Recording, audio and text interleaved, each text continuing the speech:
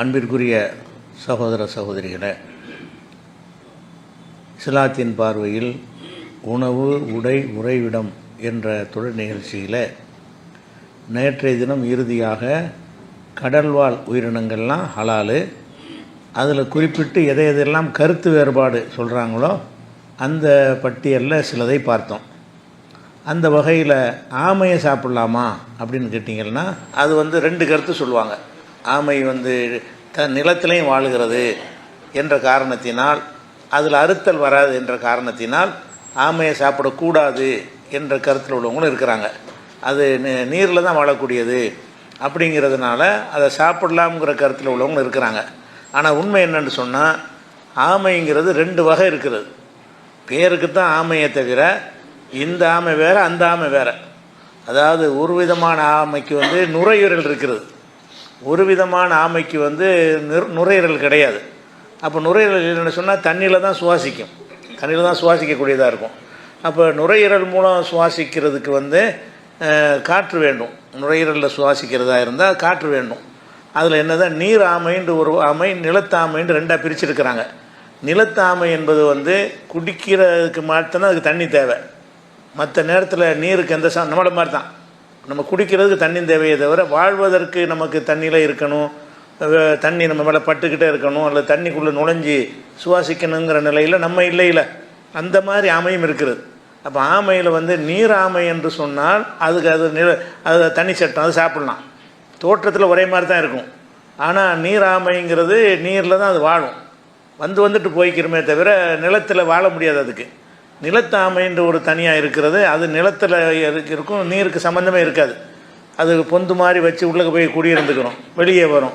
தண்ணியை தாகத்துக்கு தண்ணிக்கு மட்டும்தான் அது குடிக்கிறதுக்கு தேடுமே தவிர வாழ்வதற்கு தேடப்படாது. அப்போ அந்த ஆமையை பிரிக்கணும். ஆமைன்ற தோற்றத்தில் ஒன்றா இருந்தாலும் எல்லாம் ரெண்டு வகையாக படைச்சிருக்கிறான். அது வேற இனம், இது வேற இனம். அப்போ செம்மறியாடு வெள்ளாடும் ஒரே மாதிரியாக இருந்தாலும் ரெண்டு வேறு இனம் தானே. அந்த மாதிரி அந்த மாடு, சிங்கம், புலி, பூனைகள்லாம் ஒரே மாதிரி தான் இருக்குது, வேறு இனமாக இருக்குல்ல.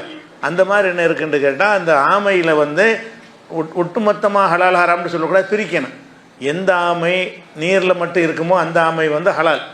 எந்த ஆமை நீருக்கு சம்மந்தம் இல்லாமல் நிலத்தில் மட்டும்தான் இருக்குமோ, நிலத்திலே வசிச்சிருமோ, காலமெல்லாம் நிலத்தில் இருந்தாலும் அது தண்ணியில் மூழ்கி போகாமல் தண்ணியை தேடாமல் இருந்துடும் என்று சொன்னால் அந்த ஆமை கடல்வாழ் பிராணிங்கிற கணக்கில் வராது. வரலைன்னு சொன்னால் வேறு என்ன பார்க்கணும், அறுக்கிறதுல வருமானு பார்க்கணும். அறுத்தல் அதில் வராது, அறுக்கிறதுக்கான ஒரு அம்சம் அதில் இல்லை, அது மைத்தத்தில் வந்துடும். அந்த ஆமைகளை நம்ம சாப்பிடக்கூடாது. முறையாக அறுக்க முடியாத பிராணியாக இருந்துச்சுன்னா சாப்பிடக்கூடாதுங்கிற வகையில் வந்துடும். ஆனால் ஆமையை தோற்றத்தை வச்சு என்ன செய்கிறாங்கன்னா, இதை பார்த்துட்டு அதுக்கு முடிவெடுத்துடுறாங்க, அதை பார்த்து இதுக்கு முடிவெடுத்துடுறாங்க. இந்த தண்ணி இல்லாமல் இருக்குது இந்த ஆமை, தண்ணிக்கே போக மாட்டேங்குத, அதனால இது நீரில் வாழக்கூடியது அல்லன்றாங்க. இது வேறு அது வேறேன்னு தெரியல. அது அந்த ஆமை வேறு, இந்த படைப்புலே வேறு. அறுத்து உள்ளே பார்த்தா அது ஒன்றில் சுவாசிக்கிறதுக்குரிய அம்சம் இருக்கும், ஒன்றில் சுவாசிக்கிற அம்சம் இருக்காது. அந்த மாதிரி ஆய்வு செஞ்சு கண்டுபிடிக்கிற காலத்தில் முடிவு வேறையாக இருக்குது. அந்த காலத்தில் ஆய்வு கிடையாது, தோற்றத்தை வச்சு தான் முடிவு எடுப்பாங்க. அப்போ இந்த ஆமையை பார்ப்பாங்களா, அந்த ஆமை அப்படி தான் போல இருக்குது, அதை கொண்டாந்து விட்டாலும் நிலத்தில் வாழ்ந்துரும் போல இருக்குது அப்படின்னு நினைத்து கொண்டு என்ன செய்கிறாங்கன்னா ரெண்டு கருத்து சொல்லியிருக்கிறாங்க ஆமை விஷயத்தில். அப்படி அதே மாதிரி திமிங்கலம் சாப்பிடக்கூடாதுன்னு சொல்லி எங்கள் ஊரில் இந்த ஹனஃபி மதஹ்புக்காரங்க திமிங்கலம் சாப்பிடணும். திமிங்கலம்னா பெருசாக இருக்கக்கூடிய அந்த திமிங்கலம் பல சைஸில் இருக்குது. அந்த அந்த பில்டிங் அளவுலாம் திமிங்கலம் இருக்குது. இந்த இருக்குது அவ்வளோ பெரிய திமிங்கலங்கள்லாம் இருக்குது. உலகத்தில் பெரிய பிராணி திமிங்கலம் தான். யானையோடவெல்லாம் பல மடங்கு, பல 100 மடங்கு பெருசானதெல்லாம் இருக்கிறது திமிங்கலங்கள். அப்போ திமிங்கலத்தை சாப்பிட்லாமான்னு கேட்டால் நம்ம தாராளமாக சாப்பிட்லாம். திமிங்கலத்தை ஹூத்துன்னு சொல்லுவாங்க. யூனுஸ் நபிலாம் முழுங்குச்சில முழுங்கி அவர் உள்ளே இருந்துட்டு உசுரோட வர்றாருன்னா எவ்வளோ பெருசாக இருக்குன்னு பாருங்கள். உள்ளக்கே சுவாசிக்கிற அளவுக்கு அங்கே அதில் உள்ள இடைவெளியில் உள்ள காற்றுலே அவர் சுவாசிச்சுட்டு இருக்கிறார். அந்த மாதிரியான அளவுக்கு உள்ள பிராணிகள்லாம், மீன்லாம், திமிங்கலம் இருக்குது. அப்போ திமிங்கலம் சாப்பிட்லாமான்னு கேட்டால் கடல்வாழ் பிராணி தானே சாப்பிட வேண்டிய, இந்த பிரச்சனை முடிஞ்சு போச்சு. கடல்வாழ் பிராணியை சாப்பிடலாம். அதனால் சில காரணங்களை சொல்லி கொண்டு என்ன செய்வாங்க, திமிங்கலம் ஹனஃபி மதத்தில் சாப்பிடக்கூடாதும்பாங்க. அப்படிலாம் கிடையாது, விரும்பினா திமிங்கலம் நீங்கள் சாப்பிட்லாம். ரசூலுல்லாஹ் காலத்தில் நினைஞ்சிருக்குன்னா ஒரு திமிங்கலத்தில் பல சைஸ் இருக்குது. ஒரு யானை சைஸுக்கு உள்ளதெல்லாம் இருக்கிறது, யானையோட பல 100 மடங்கு பெருசுலாம் இருக்கிறது. திமிங்கலத்தில் வகை, அந்த ஒரு வகைக்கு அந்த இடம் சின்னது பெருசுங்கிற அர்த்தம் இல்லை. ஒரு வகை இவ்வளோ பெருசு தான் இருக்குது, இன்னொரு வகை இவ்வளோ பெருசாக இருக்கும்னு கணக்கு இருக்குல்ல. அந்த மாதிரி ரசூல் ஸல்லல்லாஹு அலைஹி வஸல்லம் காலத்தில் என்ன செய்கிறாங்கன்னா, சஹாபாக்கள் இது ஒரு போருக்கு செஞ்சுட்டு வரும்போது ஒரு சரியான பசி, சாப்பாடு கிடைக்கல. அப்போ கடலோரத்தில் ஒரு திமிங்கலம் ஒதுங்குது. கடலோரத்தில் செத்து போய் ஒதுங்குறது. செத்தால் தான் சாப்பிட்லாம்ல. உடனே அவங்க என்ன செய்கிறாங்கன்னா அதை திமிங்கலத்தை எடுத்து சாப்பிட்றாங்க. அந்த திமிங்கலத்துடைய விழா எலும்பை வந்து என்ன செய்வோம்னு கேட்டால் அதை மேலே நட்டி வச்சு அதை உயரத்தை பார்ப்போம். 5 அடி விழா எலும்பே 5 அடி 6 அடி இருக்குது. மனித உயரத்தை விட பெருசாக இருக்கும். அப்படிப்பட்ட ஒரு பெரிய திமிங்கலத்தை நாங்கள் சாப்பிட்டோம். அதையும் என்ன செஞ்சுருக்காங்கன்னா அந்த கருவாடு மாதிரி சாப்பிட்ருக்குறாங்க. என்ன மீன், இந்த மீன் தானே வீணாக போயிருமே, அழுகி போயிரும் இல்லையா. மீனை வந்து காய வச்சு நினைஞ்சிருக்கிறாங்க. அதை 15 நாள் 20 நாள் சாப்பிட்டு ரசூலுல்லாஹ்ட்ட வந்து அது நிர்பந்தத்துக்குன்னு அவங்க சாப்பிட்றாங்க. அவங்க எதுக்கு சாப்பிட்றாங்கன்னு கேட்டால், நமக்கு பசி வேறு என்ன செய்கிறது, உணவு கிடைக்கல. அவங்க ஹராமாக இருந்தாலும் பரவாயில்லை தானே, ஹராமாக இருந்தாலும் அவங்களுக்கு கூடும் தானே. நிர்பந்த நிலையில் வந்தவங்களுக்கு அப்படி நினச்சி தான் அவங்க சாப்பிட்றாங்க. சாப்பிட்டு வந்து ரசூலுல்லாஹ்ட்ட கேட்கும் பொழுது எனக்கு கொஞ்சம் இருந்தால் தாங்கன்னு கேட்குறாங்க. அப்போ திமிங்கலம் சாதாரணமாக சாப்பிட்லாம், நிர்பந்தத்துக்கு தான் கிடையாது. திமிங்கலத்தை வந்து ஆனால் சின்ன திமிங்கலம் அவங்க சாப்பிட்டது. இது புகாரில் 4362வது ஹதீஸில் இருக்கிறது. அதே மாதிரி வந்து சில பிராணிகளுக்கு பேர் வச்சுருப்பாங்கள்ல, அந்த பேரை வச்சு என்ன செய்வாங்கன்னா ஹராம்னு சொல்லக்கூடியவங்களாம் இருக்கிறாங்க. கடல் பன்றின்றது ஒரு விழா, கடலில் உள்ள ஒரு மீனுக்கு வந்து கடல் பன்றின்னு பேர் வச்சுவிட்டாங்க. அப்போ அந்த பன்றின்னு வந்துருச்சுல, அதனால சாப்பிடக்கூடாது. பேர் நீங்கள் என்ன வேணாலும் வைக்கலாம். கடல் ஆடுன்னு கூட வச்சுருக்கலாம். அதை கடல் பன்றின்னு பேர் வச்சனால அது பன்றி ஆயிருமா? அப்போ கடல் பன்றிங்கிற அந்த பேரை வச்சுக்கிட்டு என்ன செய்கிறாங்கன்னா அதை சொல்கிறாங்க. அந்த கடல் பன்றிங்கிறது 4000 மீட்டர் கீழே தான் இருக்கும். தண்ணியில் கடல்லையே சாதாரணமாக ஆழம் குறைவான கடல்லாம் அந்த இருக்க முடியாது. கடல் பன்றிங்கிறது ரொம்ப அடி ஆழத்தில் தான் இருக்கக்கூடிய ஒரு விஷயமா இருக்கிறது. மேலே வந்துருச்சுன்னா வந்து செத்து போயிடும். வெளியில் தரையில் எடுத்து வச்சிங்கன்னா என்ன செய்யும், வறண்டு போய் செத்து போயிடும். அதுக்கு செவில் மூலமாகவும் சுவாசிக்காது, நுரையீரலும் கிடையாது சுவாசிக்கிறது. அந்த தோலில் உள்ள அந்த இது மூலம் தோலில் உள்ள துவாரங்கள் வழியாக ஆக்சிஜன் எடுத்துக்கணும். எந்த உயிர் வாழ்வதற்கும் ஆக்சிஜன் தேவை, மீனுக்கும் தேவை, மனுஷனுக்கும் தேவை. ஆனால் நம்ம காற்றுல எடுத்துக்கிறோம், அவை தண்ணியில் எடுத்துக்கிறது. அதான் வித்தியாசம். இந்த கடல் பன்றிங்கிறதுக்கு வந்து நுரையீரல் மாதிரி இருந்தால் வெளியே வந்து சுவாசிக்கணும், காற்றுல தான் சுவாசிக்கணும், நுரையீரல் கிடையாது. செவுள் மாதிரி இருந்துச்சுன்னா அப்படி அசைச்சு தண்ணியை கொடுத்துட்டு இருக்கும்ல, அந்த மாதிரி இருக்குதான்னு கேட்டால் அதுவும் கிடையாது.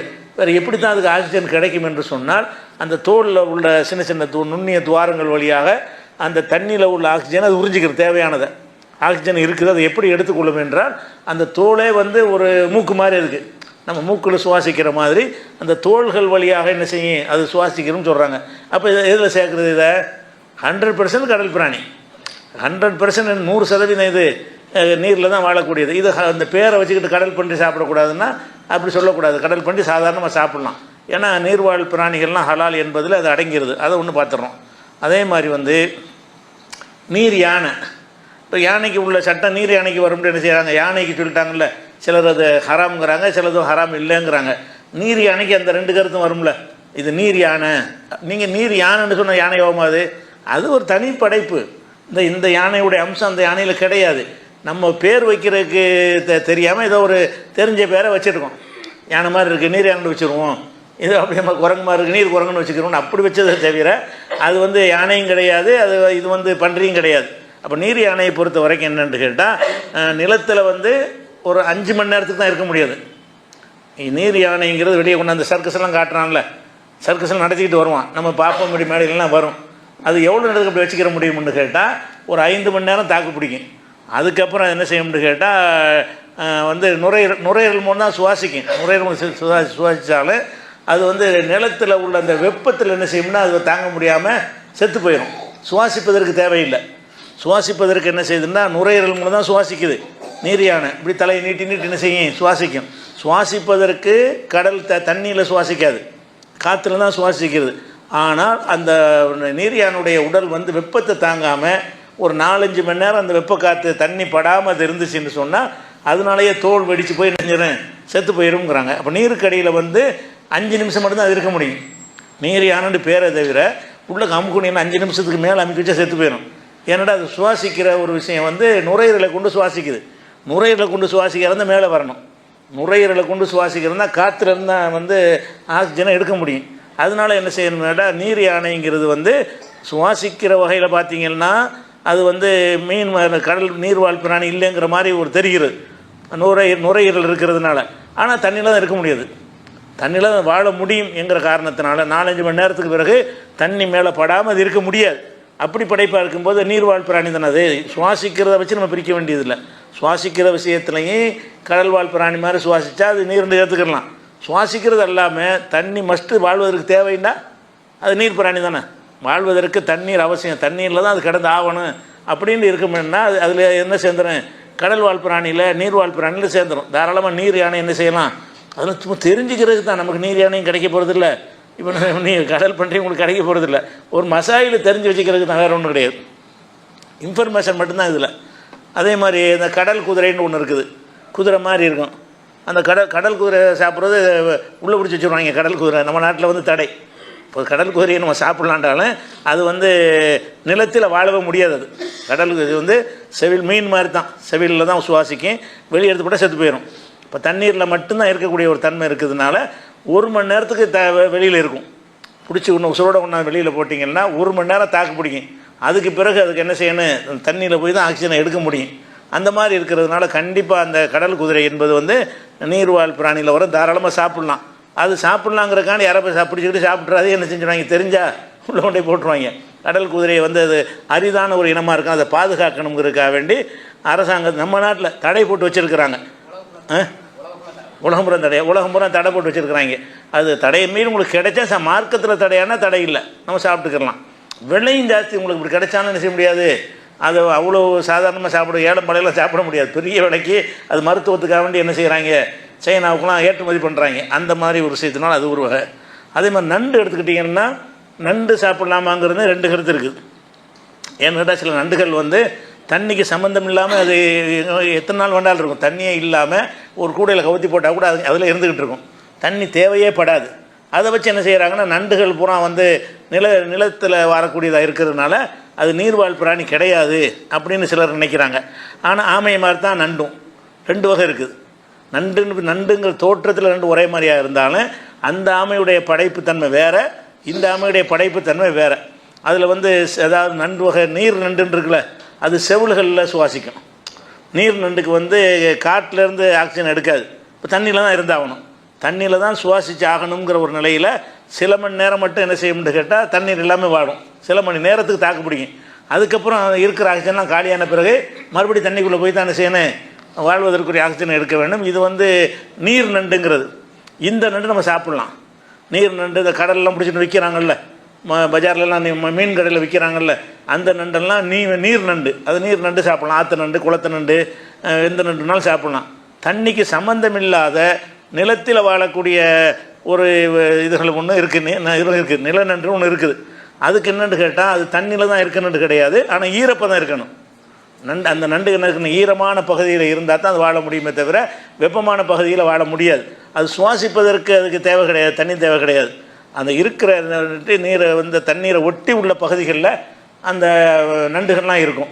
அப்போ ஒரு வகையில் தண்ணீர் தேவைப்பட்டதாக இருக்கனால அந்த நண்டையும் சாப்பிட்லாம். அந்த நண்டு தண்ணீர் தேவையாக இருக்குல்ல, தண்ணீருக்கு அருகில் தான் வாழணுன்னா தண்ணீர் அந்த வெப்பம் பட்டுக்கிட்டே இருக்கணுமா, தண்ணீர் பட்டுக்கிட்டே இருக்கணுமாக இருந்தால் அதையும் கூட சாப்பிட்லாம், அந்த பிரச்சனை கிடையாது. நத்தை எடுத்துக்கிட்டிங்கன்னு சொன்னால், அதாவது நத்தையில் 2 இருக்குது. அதாவது நத்தை, நண்டு, ஆமையெல்லாம் நம்ம பார்த்தா ஒரு படைப்புன்னு நினைக்கிறோம். இவைகள் எல்லாமே 2 படைப்பு. அதனோட உள் அமைப்பில் செட்டிங்கே வேறு வேறு. பார்த்தா 2 என்ன செய்யுது, ஒரே மாதிரியாக தெரிகிறது. ஆனால் ஒரே மாதிரியாக தெரிஞ்சாலும் உள் விஷயத்தை பார்த்தீங்கன்னு சொன்னால் அது வேறு வேறையாக இருக்கும். அது அந்த வாயை பார்க்கும்போது நத்தை எப்படின்னு கேட்டால் ஈரப்பதமான வறண்ட ஈரப்பதமான இடத்துல இருக்கும். நுரையீரல் போன்ற அமைப்பு இதுக்கு வந்து கிடையாது. நுரையீரல் போன்ற அமைப்பு இருக்கிறது. அப்படி இருக்கிறதுனால அந்த நத்தை என்பது என்ன செய்யுதுன்னு கேட்டால் அதில் வந்து தரையில் வாழ்ந்துடும். அந்த நத்தை வந்து அது ஒரு வகை. இது நிலத்து நத்தைன்னு பேர். இது நீங்கள் கடல் இல்லாத பகுதியில் இங்கே கூட பார்த்தீங்கன்னா அது அந்த கடல் நத்தை கிடையாது, நீர் நத்தைன்னு ஒரு வகை இருக்குது. அந்த நத்தை வந்து நீரில் மட்டும்தான் வாழும். அது செவில் மூலம் தான் சுவாசிக்கும். அப்போ செவில் மூலம் சுவாசிக்கக்கூடிய நத்தைன்னு ஒன்று இருக்கிறது. நுரையீரல் போன்ற ஒரு அமைப்பு மூலமாக சுவாசிக்கக்கூடிய நத்தைகளும் இருக்கிறது. அந்த நத்தை வந்து என்ன செய்யும்னா நீர் இல்லாமலே என்ன செய்யும், நீர் தேவையில்லை அதுக்கு. அப்போ நத்தை நம்ம பிரிக்கணும். இது வந்து செவில் மூலம் சுவாசிக்கிற ஒரு நத்தை தானா அப்படின்னு இருந்தால் அது கடல் பிராணியில் வந்துடும், தண்ணீரில் உள்ள பிராணியில் வந்துடும். அது வந்து அது அப்படி கிடையாதுன்னு சொன்னீங்கன்னா அந்த நத்தையாக இருந்தால் நம்ம சாப்பிடக்கூடாது.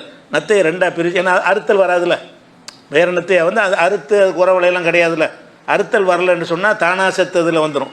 முறையாக அறுக்கப்படாமல் மைத்தத்துன்னு சொன்னோம்ல, அதில் அடங்கி போயிடும். அந்த நத்தையை சாப்பிடக்கூடாது. இப்படி அது மாதிரியான விஷயங்கள்லாம் இருக்குது.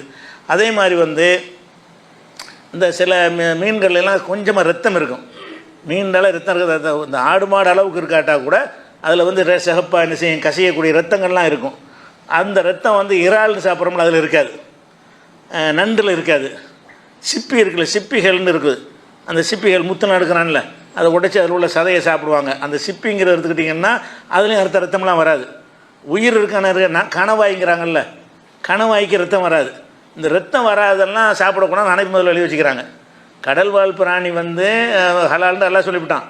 அந்த கிரவுண்டில் தான் பிரிக்கணுமே தவிர அவங்க என்ன செய்கிறாங்கன்னு கேட்டால், மீனுக்கு ரத்தம் வருது, நண்டுக்கு ரத்தம் வராது. மீனுக்கு ரத்தம் வரும், கணவாயின்னு இருக்குன்னு பாருங்களா, அது எத்தனை துண்டாக இருந்தாலும் அதை வந்து சிகப்பு கலரே வராது. துண்டு துண்டாக வெட்டினாலும் என்ன செய்யணும், ரப்பர் மாதிரி வெட்டிக்கிட்டு போவீங்களே தவிர அதில் என்ன வராது, கடுகளை கூட ரத்தம் வராது. அப்போ ரத்தமே இல்லாத ஒரு பிராணியாக இருக்கிறதுனால அதை சாப்பிடக்கூடாதுங்கிறாங்க. இது இந்த காரணம் எங்கேருந்து எடுத்தாங்க? ரத்தம் இருந்தாலும் ரத்தம் இல்லாட்டி என்ன, அப்படி எல்லாம் கடலில் உள்ளது சாப்பிட்லான்ட்டான். அது ரத்தம் இருந்தாலும் சரி தான், ரத்தம் இல்லாட்டாலும் சரி தான். ஆனால் இவங்க எதை வச்சு பிரிக்கிறாங்கன்னு கேட்டால், ஹனஃபி மதஹப் எங்கள் ஊர்லலாம் வந்து ஹனஃபியாக்கெல்லாம் அதெல்லாம் சாப்பிட மாட்டாங்க. நாங்கள் ஷாஃபி ஹனஃபி ரெண்டு கூட்டத்தான இருக்கக்கூடிய ஊர் எங்கள் ஊர். அதில் என்ன செய்வாங்கன்னா, அதை சிங்கின்னு சொல்லுவாங்க. சிங்கின்னா அது இறால் மாதிரி பெருசாக இருக்கும், உங்களுக்கு பெருசாக இருக்கும் சிங்கிங்கிறது. அது ரொம்ப விலை கூட, ரொம்ப டேஸ்ட்டாக இருக்கும். அந்த சிங்கிங்கிறது, மட்டின்னு சொல்வது, சிப்பிங்கிறது, இறாலுங்கிறது, இதுகளெல்லாம் வந்து இந்த ரத்தம் இல்லாதனால சாப்பிடக்கூடாதுன்னு சொல்லி வச்சுருக்கிறாங்க. ரத்தம் இல்லாமல் சாப்பிட்ணுங்கிறது இஸ்லாத்தில் அளவுகள் கிடையாது.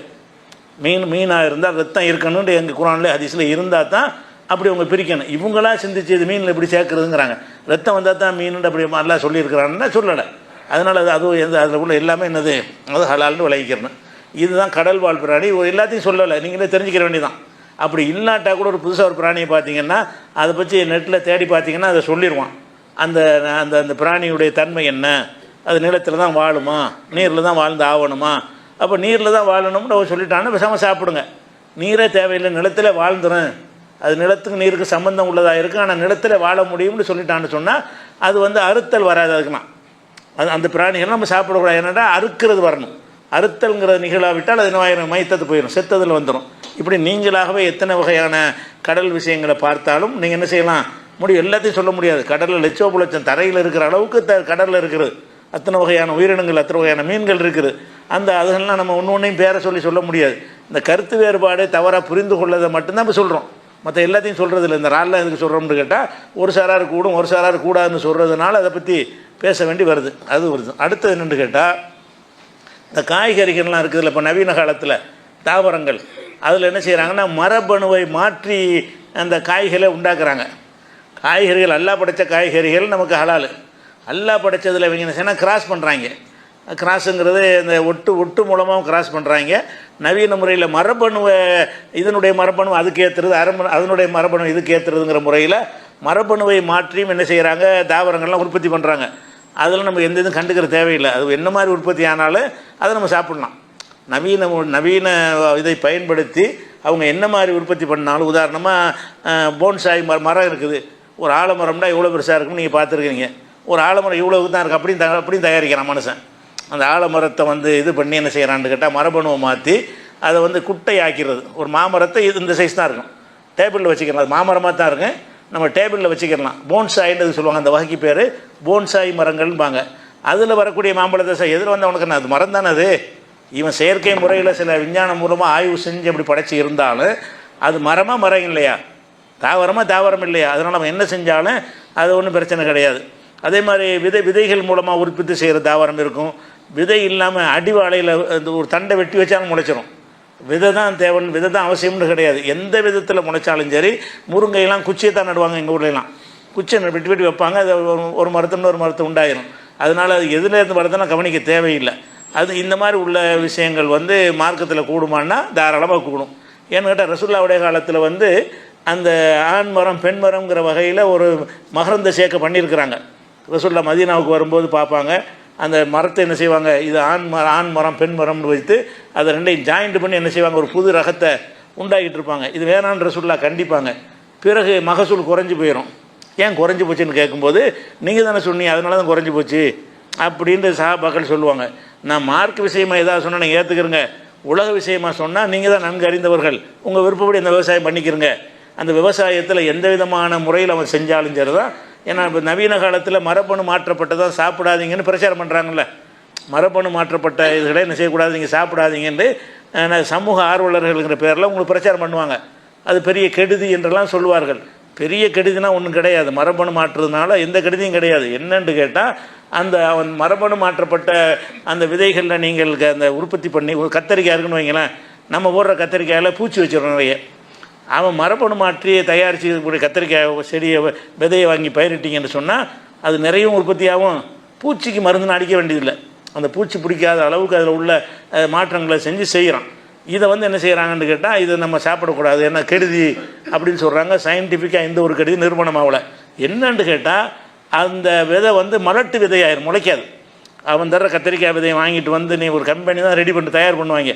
மரபணு இது பண்ணுறதுக்குண்டா என்ன செய்வான், மெனக்கட்டு உற்பத்தி பண்ணுற தயாரிக்கிறான்ல, அவன் காப்பிரைட் வச்சுருப்பான். இந்த காட்டு ஒப்பந்தம்ங்கிறாங்களே, ஒப்பந்தத்தின் பிரகாரம் இதற்கெல்லாம் காப்பிரைட் வாங்கி வச்சுருவாங்க. அந்த நீங்கள் கத்தரிக்காய் அவனுடைய அந்த கத்தரிக்காய் வேணும்னு சொன்னால் மறுபடியும் அவன்கிட்ட தான் விதை வாங்கணும். உங்கள்கிட்ட ஏற்கனவே கத்தரிக்காய் விதைச்சி அந்த விதை வச்சுருப்பீங்கல்ல, அந்த விதை முளைக்காது, மலட்டு விதை. இந்த மரபணு மாற்றப்பட்ட எல்லா விதைகளும் மலட்டு விதை. மலட்டு விதையாக இருக்கிறதுனால அவனையே சார்ந்திருக்கணுங்கிறதுக்காக வேண்டி என்ன செய்கிறான்னு கேட்டால், அந்த விதையை முளைக்காமல் ஆக்கிடுறான். இது பொருளாதார ரீதியான ஒரு தத்துவம் தானே தவிர, இது ஹலால் ஹராமாக்கிறதுக்கு ஒன்றும் கேடு வர்றதுக்கு ஒன்றும் கிடையாது. அவன் கொள்ளையடிக்கிறான். இயற்கையாக இருந்த எல்லோரும் விதையை போட்டு விவசாயம் பண்ணிகிட்டு இருந்தாங்க. இவன் அந்த விதையை கூட அவன்கிட்ட தான் வாங்கணும்னு ஆக்கிவிட்டான். பருத்தி அது மாதிரி பண்ணியிருக்கிறாங்க, கத்திரிக்காய்க்கு பண்ணியிருக்கிறாங்க. அவனுடைய கத்திரிக்காயை போட்டு விவசாயம் பண்ணிங்கன்னா மறுபடியும் விவசாயம் பண்ணுறதுக்கு விதைக்கு அவன்கிட்ட தான் போகணும். அவன் வச்சதான் ரேட்டு, டிமாண்டுக்கு தகுந்தவா ரேட் என்ன செய்வான், ஏற்றுக்குருவான்.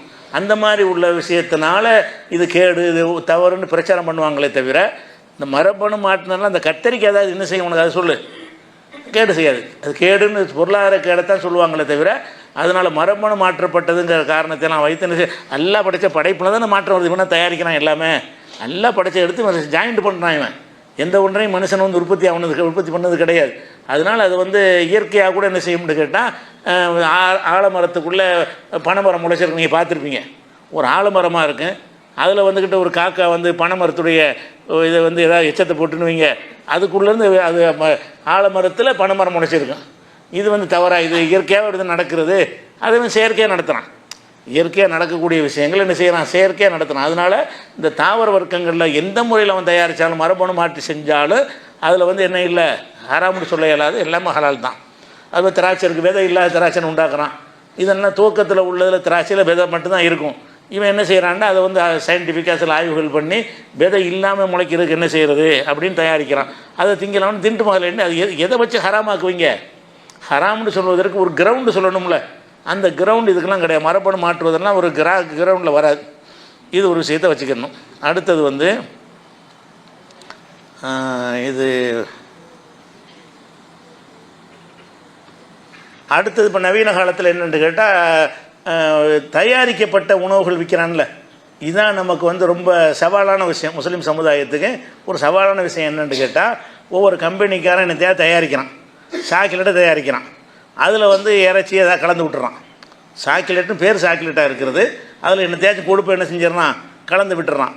அல்லது ஒரு மேகி நூடுல்ஸ் இருக்குது, அதை தயாரிப்பதற்கு எதையாவது போட்டு என்ன செஞ்சிடறான், அது இப்படி விமர்சனங்கள் வருது. நிறைய விஷயங்கள் உயிரினங்களுடைய கொழுப்பு மாமிசங்கள் இதை கலந்து என்ன செய்கிறாங்க என்று கேட்டால், நிறைய உணவுப் பொருள்களில் அதை பயன்படுத்துகிறாங்கங்கிற ஒரு விமர்சனம் பரவலாக இருக்கிறது. அப்போ அந்த மாதிரி மாமிசம் கலக்கப்பட்ட ஒரு விஷயத்தில் அவன் ஹலால்னு கூட போடுவான். காசு கொடுத்தா ஹலால் சர்டிஃபிகேட் கொடுப்பாங்க.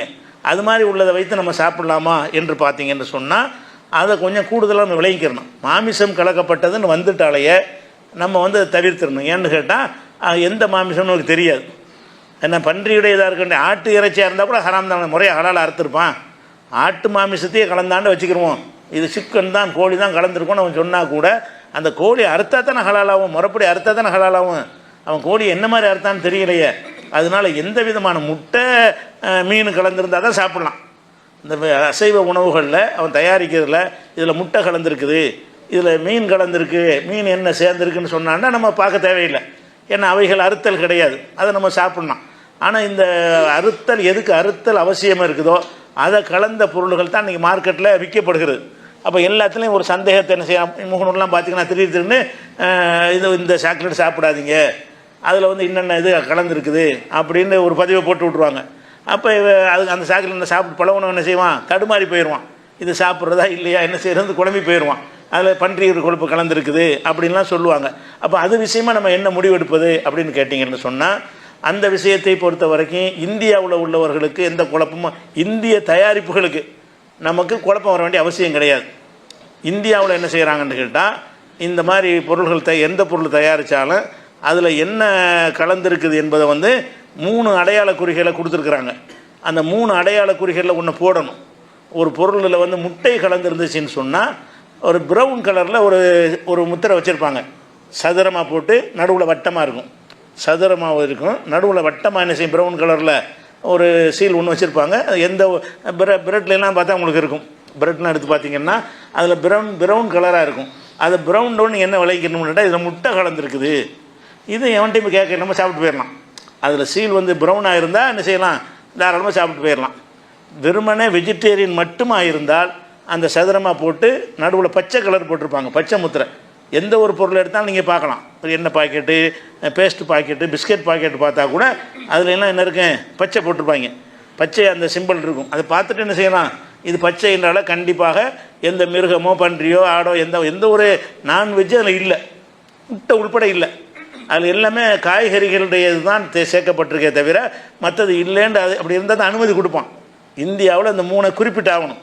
உணவுப் பொருளாக இருந்தாலும் சரி, பேஸ்ட்டு மாதிரி வாய்க்குள்ளே பயன்படுத்துகிற பொருளாக இருந்தாலும் சரி, தாளிப்பது போன்ற எண்ணெய்களாக இருந்தாலும் சரி, அதை தயாரிக்கும் பொழுதே அதில் என்ன கலந்துருக்குது என்பதை என்ன செய்யணும், இந்த 3 வகையில் நீ குறிப்பிட்டு ஆகணும்.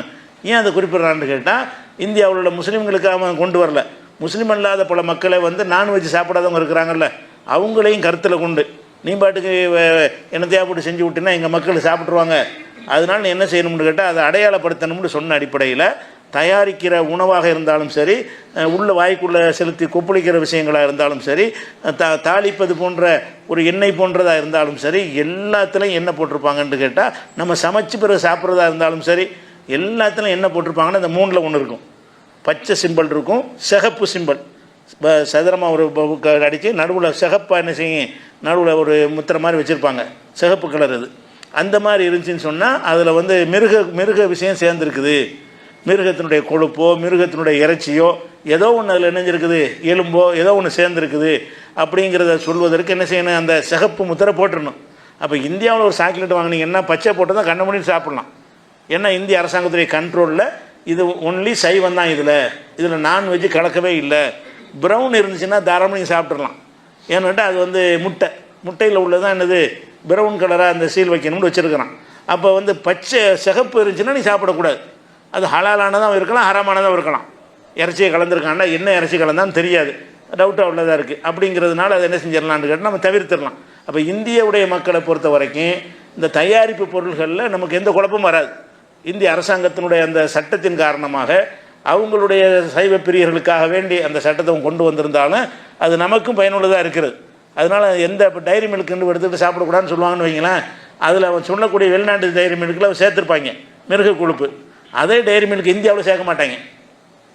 அந்த நாட்டில் உள்ளதில் வெளிநாட்டில் உள்ளதில் அவங்களுக்கு பன்றி கொழுப்பு சேர்த்தா டேஸ்ட்டுன்னு சாப்பிட்ருவாங்க. மேலை நாடுகளில் அவனுடைய வர்த்தகத்தை பாதிக்காது, இந்தியாவில் வந்து பாதிக்கும். அவன் என்ன செய்கிறான்னு கேட்டால் இந்தியாவுக்கு செட் ஆகாதுன்னு சொல்லி நம்ம நாட்டுக்கு செய்யும்போது அதை தவிர்த்துறான். அந்த நாட்டில் உள்ள மூலப்பொருள் எதெல்லாம் பண்ணி கொழுப்பு ஏதாவது கலந்தான்னு சொன்னால் இந்தியாவில் தயாரிக்கிறதுக்கு அவன் சேர்க்கவே மாட்டான். சேர்த்தான்னா சிகப்பு போட்டுருவான். சிகப்பு போட்டால் விற்காது, மக்கள் வாங்க மாட்டாங்க, அதிகமான மக்கள்கிட்ட போய் சேராது. அதனால் வந்து இப்போ டைரி மில்க் எடுத்துக்கிட்டால் கூட இந்திய டைரி மில்க்குன்னு சாப்பிட்லாம், மேற்கத்திய நாடு டைரி மில்க்கு சாப்பிட முடியாது. ஏன்னாட்டா அதில் பச்சை அவனே சொல்கிறான், அதில் இருக்குதுன்னு சொல்கிறாங்க, இன்னொன்று கலந்துருக்குன்னு சொல்லும் பொழுது அதில் மிருக சம்மந்தப்பட்டது இருப்புன்னு அவனே டிக்ளேர் பண்ணும்போது சாப்பிட முடியாது. அதனால் இதுக்கு அந்த முடிவு எடுக்க இயலாது. இங்கே தயாரிக்கிறதுடைய நிலைப்பாடு வேறு, அந்த நிலைப்பாடு வேறையாக இருக்கிறது அப்படிங்கிற ஒரு விஷயத்தை வச்சிடறோம். அதே மாதிரி இஸ்லாமிய நாடுகளில் இஸ்லாத்தை வந்து பேணக்கூடிய நாடுகளில் அந்த மாதிரி இப்போ தயாரித்தான்னு சொன்னால் அவங்க வந்து அந்த ஹலால்னு போட அனுமதிக்க மாட்டாங்க, இது இருந்தால் தான் போட அனுமதிப்பாங்க. அதாவது ஹலாலை நிரூபித்தா தான் போட அனுமதிப்பாங்க. அப்படி போடப்பட்டதாக இருந்தால் நம்ம சாப்பிட்றலாம். இஸ்லாமிய நாடுகள்னு செய்யணும், இவனா ஹலாலுக்கு யாரும் ரப்பர் ஸ்டாம்ப் குத்தினா ஹலால் ஆகிறது. அது இஸ்லாமிய அது கண்காணித்து செஞ்சாங்கன்னா கூடும். அப்படி இல்லாத இடத்துக்கு என்ன செய்கிறான்னு கேட்டால், வெளிநாட்டுக்கு போயிட்டீங்க, வெளிநாட்டினுடைய ஒரு சாக்லேட்டு ஏதோ ஒரு சாக்லேட்டு வாங்குறீங்க, இதை சாப்பிட்லாமா அப்படின்னு கேட்டிங்கன்னா அதில் என்னென்ன கலந்துருக்குது என்பதை வந்து அவன் வந்து அந்த பொருளுடைய பேரை சொல்ல மாட்டான். அதில் பன்றி இருக்குது, இது இருக்குது, இறைச்சி இருக்குது, எலும்பு கலந்துருக்குன்னு அவன் சொல்ல, கத்தரிக்காய் இது இருக்குதுன்னு சொல்ல மாட்டான். அதை என்ன செய்வாங்கன்னா கோடு நம்பர் வச்சுருக்குறாங்க. அந்த கோடு நம்பர் தான் போட்டிருப்பாங்க. அந்த கோடு நம்பர் வந்து பல கோடு நம்பர் இருக்குது. மருத்துவத்துறையில் கோடு நம்பர் வச்சுருப்பாங்க, கம்ப்யூட்டர் துறையில் கோடு நம்பர் இருப்பாங்க. இந்த கோடு வந்துச்சுன்னு சொன்னால் இப்போ கம்ப்யூட்டர் ஓப்பன் பண்ணும்போது சில ஃபைல் மிஸ்ஸிங்காக இருந்துச்சுன்னு வைங்க, E404 வரும். அது ஒரு கோடு தான். 404 வந்துச்சுன்னு சொன்னால் நீ தேடுற ஃபைல் இதில் இல்லை அப்படின்னு அர்த்தம். யார் எடுத்தாலும் எரர் 404 தான். அது E404 ஒரு கோடு வந்து டக்குன்னு அடிச்சிங்கன்னா அந்த பேஜ் ஓப்பன் ஆகாது. இது கூட கோடு தான். கோடுங்கிறது பல வகை இருக்குது. அந்த கோடுங்கிறது உணவுப் பொருளுக்கு ஒரு கோடு இருக்குது. மருத்துவத்துக்கு கோடு இருக்கிற மாதிரி, எலக்ட்ரானிக் துறையில் கோடு இருக்கிற மாதிரி உணவுப் பொருள்களுக்கு நினைஞ்சிருக்காங்கன்னு கேட்டால் ஐரோப்பிய ஒன்றியத்தில் இருந்து இது ஆய்வு செஞ்சு அதை அவங்க சொல்கிறாங்க, பரிந்துரை செய்கிறாங்க, உலகம் ஏற்றுக்கிருச்சு அதை. அந்த கோடுங்கிறது, அந்த கோடு எவ்வளோ இருக்குதுன்னு கேட்டால் ஒரு 1521 கோடு இருக்குது. மொத்தம் எத்தனை இருக்குது? 1521 கோடு இருக்குது. ஆனால் 1521 எப்படி இருக்குன்னு கேட்டால் அவன் வந்து 1லேருந்து 100 வரைக்கும் விட்டுருவான். கோடுங்கிறது வந்து உணவில் எடுத்துக்கினா 101 ஆரம்பிக்கும்.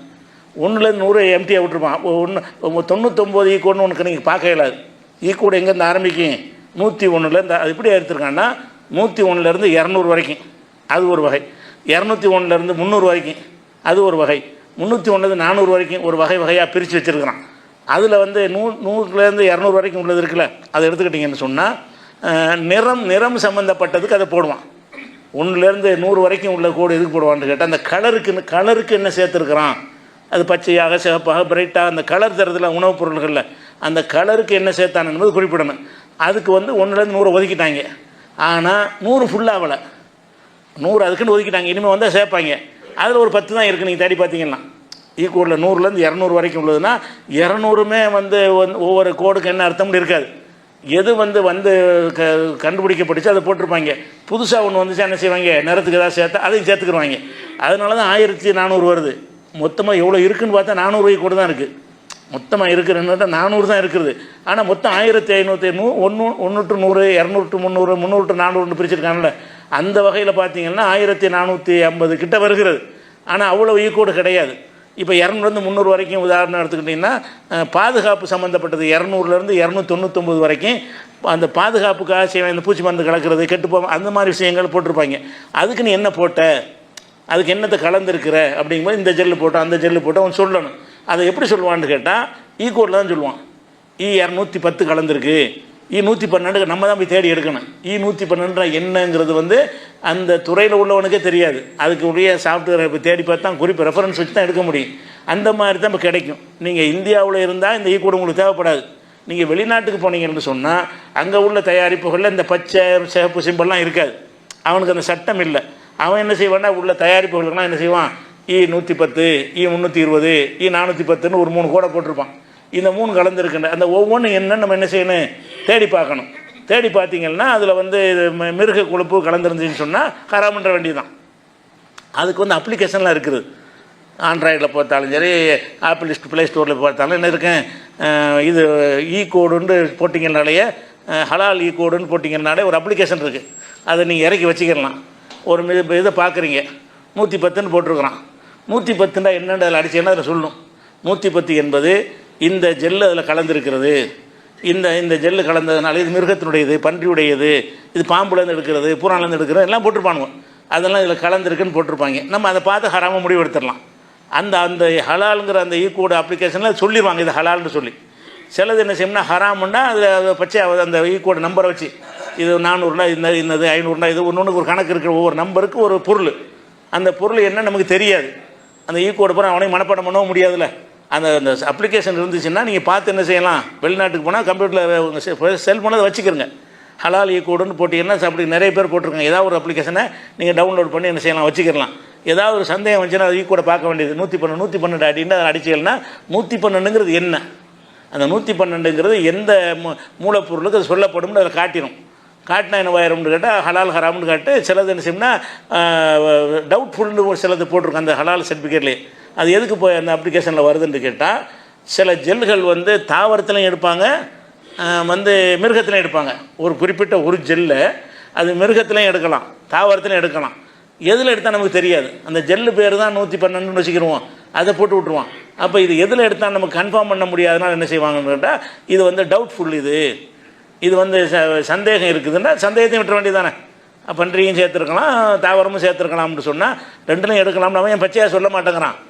தாவரத்துலேருந்து எடுத்தோன்னு சொல்ல மாட்டேங்கிறான், இது ஆட்டிலேருந்து எடுத்தோன்னு சொல்ல மாட்டேங்கிறான். ஆனால் அந்த ஜெல்லு பேரை மட்டும் போடுறான், இந்த ஜெல்லு அதை கலந்துருக்குது அப்படின்னு சொன்னானே. ஆனால் நம்ம என்ன செய்யணும், அதை தவிர்த்துக்கணும், சந்தேகத்துக்குறையும் தவிர்த்துடணும். எது வந்து ஹலால்னு வருதை செஞ்சுக்கணும். இதெல்லாம் யாருக்குன்னு கேட்டால் நம்ம வெளிநாடுகளுக்கு நம்ம போனால் தான். இந்தியாவில் இருந்தோம் என்று சொன்னால் அந்த இதை நம்ம பார்க்க தேவையே இல்லை. ஏன்னு கேட்டால் இந்தியாவில் இதுக்கு வந்து அந்த 3 சிம்பிள் கண்டிப்பாக உணவுகளில் போடணும்னு இருக்குது, நடைமுறைப்படுத்திகிட்டு இருக்கிறாங்க. அரசாங்கம் அதை கடுமையாக கண்காணிக்கிறது, அது ஒரு விஷயமாச்சு.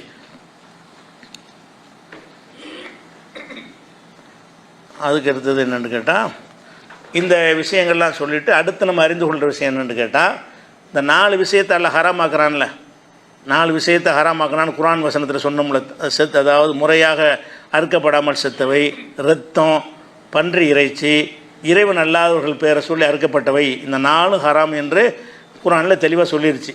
அந்த 4ஐயும் சொல்லுகிற அந்த வசனத்திலேயே அதை முடிக்கும்போது எப்படி வரும்னு கேட்டால், ஃபம நிலுத்துர்ற ஃபி மஹ்மசத்தின், ஒருவன் வறுமையில் சிக்கி கொண்டானேயானால், பசியில் சிக்கி கொண்டானேயானால் அவனுக்கு குற்றமில்லை. இதெல்லாம் ஹராமு தான். அவன் நிர்பந்த நிலைக்கு வந்து விட்டான் என்று சொன்னால் அவனுக்கு இது குற்றமில்லை. நிர்பந்த நிலையில் வந்தவன் அதை சாப்பிடலாம் அப்படிங்கிற விஷயத்தை வந்து 5:3 வசனத்துலையும் அல்லாஹ் சொல்கிறான். 5:3 வசனத்தில் 4ஐயும் ஹராமாக்குறான். ஹராமாக்கிட்டு இதை ஹராம்னா செஞ்சு தான் ஆகணும்னு கட்டாயம் கிடையாதுப்பா, உனக்கு சாப்பாடு கிடைக்காட்டி சாப்பிட்டுக்க. அது எது நிர்பந்தங்கிற பின்னாடி விளக்குவோம். ஆனால் அல்லாஹ் என்ன விதிகளை கொடுக்குறான்னு கேட்டால், நிர்பந்த நிலையில் உள்ளவர்களுக்கு வந்து இந்த ஹராம் சட்டம் பொருந்தாது. நிர்பந்தம்னா என்னங்கிறத விளக்கமும் தெரிஞ்சுக்கிறேன். ஆனால் எல்லா 4 இடத்துலையும் அதை சொல்லி போகிறான்ல. 4 ஹராம்னு சொல்லக்கூடிய 4 வசனங்கள்லையும் அதை முடிக்கும்போது என்ன செய்வான்னு கேட்டால், யார் நிர்பந்தத்திற்கு நிறுத்துற கைர பாகின் ஒரு ஆதீன் பல ஐசுமலைகி, யார் வந்து வரம்பு மீறாமல் தேடி செல்லாமல் நிர்பந்தத்திற்கு உள்ளாக்கப்பட்டு விட்டார்களோ அவர்கள் மீது குற்றம். நம்ம வந்து நிர்பந்தத்தை நம்ம உண்டாக்கிடக்கூடாது. நமக்கு வந்து ஒரு பன்றி இறைச்சி திங்க ஆசையாக இருக்குது, அப்போ நம்ம பன்றி இறைச்சி மட்டும் கிடைக்கக்கூடிய ஊருக்கு போயிடுவோம். அப்போ நிர்பந்தம் ஆயிரும்ல, வேறு எதுவுமே கிடைக்காது. அப்போ நம்ம டேஸ்ட் பார்க்கணும். இப்போ ஹலாலாகவும் வேறு உணவு கிடைக்கிறது அப்படி தேடி போய் போடாமல் போகக்கூடாது.